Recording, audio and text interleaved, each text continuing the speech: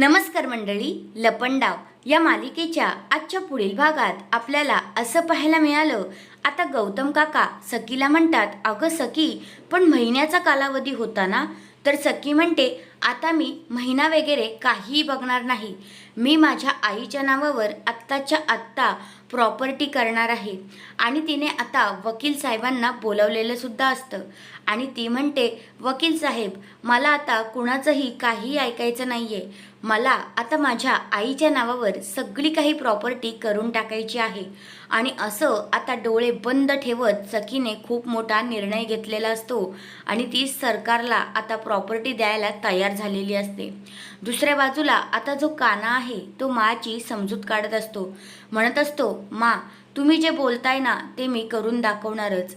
मी आता त्या सरकारचा बदला घेणार आणि सखीला पण जे काय आहे ते सत्य तिच्या समोर लवकरात लवकर आणणार. तर हा आहे आजचा पुढील भाग. तुम्हाला कसा वाटला ते कमेंट करून नक्कीच सांगा. धन्यवाद.